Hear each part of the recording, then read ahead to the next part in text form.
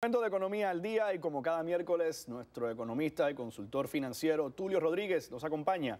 Esta tarde analizaremos el informe de empleo en Estados Unidos recién publicado y todo lo que tiene que ver con nuestros bolsillos, así que usted debe estar muy atento. Muy buenas tardes, Tulio. Muy buenas tardes. Vamos a comenzar por ese punto. Tenemos varios temas de economía que hablar, pero comencemos hablando sobre empleo en Estados Unidos. ¿Qué nos dice el último informe? Vamos a hacer un poco de repaso con respecto a los empleos en nuestro país. Sí, el último informe es un informe que sale bien porque el desempleo está a niveles del 5%, repite lo que sucedió en el mes de abril y vamos por un camino adecuado desde el punto de vista de la estadística. A nivel de los hispanos estamos en un 6.1%, el desempleo de los hispanos está más alto que el desempleo promedio. Pero no demasiado alto, ligeramente alto desde el punto de vista demasiado alto, ligeramente alto. El problema que tú tienes con eso es que el nivel de empleo no es el mismo que tenías antes. Tú tienes unos niveles de empleo, de trabajo que no tienen las mismas calificaciones que tenías antes. Pero yo quería hacerte unos comentarios un poquito históricos de la relación de los eventos que están sucediendo con el empleo a través de la historia. Excelente. Yo tengo una primera anotación aquí. En el año 53, el nivel de desempleo bajó significativamente cuando el presidente Eisenhower logró consolidar todo lo que había pasado después de la Segunda Guerra Mundial. En el año 63 también vuelve a bajar cuando Lyndon Johnson es el presidente y había que recoger voluntades después que habíamos tenido el asesinato de Kennedy. Y entonces eso fue importante para lograrlo. En el año 76, Gerald Ford también obtiene unos niveles de desempleo bien importantes cuando viene el momento del final de la guerra de Vietnam. Pero fíjate bien esto, todos estos son factores externos que son lo que condicionan el momento interno del país. En el año 89, ya hacia el final de Ronald Reagan, tú tienes unos niveles de desempleo muy bajos y muy buenos a través de lo que es la aplicación de aquello que llamaban los Reaganomics, donde bajaste las tasas de interés para estimular mucho el mercado. Por eso es que Reagan es tan apreciado. En el año 2002, es uno de los años que más se aprecian, que fue en los años finales de la segunda presidencia de Clinton, donde los niveles de desempleo eran bastante bajos.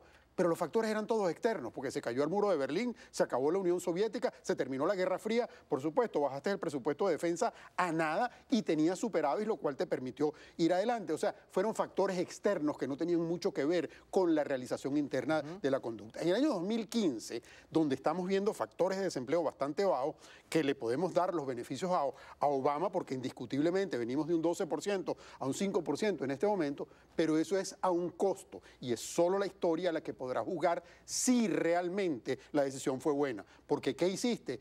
Endeudaste al país de una manera verdaderamente peligrosa y a través de eso lograste esos niveles de empleo que no necesariamente tienen la misma calidad que tenían antes. ¿Es eso lo más correcto? Bueno, será el tiempo el mejor juez de eso. Si algo he aprendido con usted, y estoy seguro de que nuestros televidentes asiduos también, es que en materia de economía hay una cantidad de variables muy grandes y que solamente el tiempo determina si fue la jugada correcta o no. Así mismo es, porque depende de muchos factores externos. A mí el elemento deuda es algo que siempre me preocupa, porque la deuda es algo que siempre va a venir un mensajero a cobrarte después. Entonces tú no vas a salir liso de haber endeudado al país de la manera que lo has hecho, porque alguna consecuencia va a tener. Alguna consecuencia muy importante va a tener de cara al futuro. Si usted tuviera que adelantarse, porque me parece que el análisis de la economía se parece bastante a la astrología. Nosotros tenemos un segmento de astrología en este noticiero y creo que usted se parece bastante desde el punto de vista de los números. ¿Cuál podría ser la consecuencia que tuviera desde el punto? ¿Cuál sería el mensajero que viene a cobrarnos con esta deuda? Bueno, básicamente los Estados Unidos tienen una gran ventaja sobre el resto del mundo. El mundo se mueve fundamentalmente en base al dólar. Y los Estados Unidos es el único país que cada vez que necesita un dólar lo imprime y no pasa absolutamente nada. El mayor problema que esto va a tener es el debilitamiento del signo monetario. Cuando el dólar ya no sea una moneda apetecible, pierda el interés, el dólar es un elemento de mucho más fortaleza que el mismo poderío atómico y militar de los Estados Unidos, que el mismo poderío de su clase media. La mayor fortaleza es la aceptación mundial del dólar y en la medida que nosotros atentamos contra el dólar por cualquier tipo de medida económica que tomamos, en esa medida vamos debilitando la estructura y la fortaleza del país. Tulio, tengo entendido, he estado leyendo en algunos artículos últimamente, que la situación del caos que se está viviendo en Brasil ahora mismo y el caos que se está viviendo desde hace mucho más tiempo en Venezuela han comenzado a impactar sorprendentemente en el sector inmobiliario directamente acá en la Florida. ¿Qué cree de eso? Bueno, eso tiene un impacto directo. En el caso de Venezuela y de Brasil, esos son socios inmobiliarios de Miami, los principales. Número 1 Venezuela, número 2 Brasil, número 3 Argentina, número 4 Colombia. Son los países principales. ¿Por qué se invierte en la Florida? Número 1, porque tú sientes que en tu país no tienes la estabilidad y vienes a refugiar los capitales.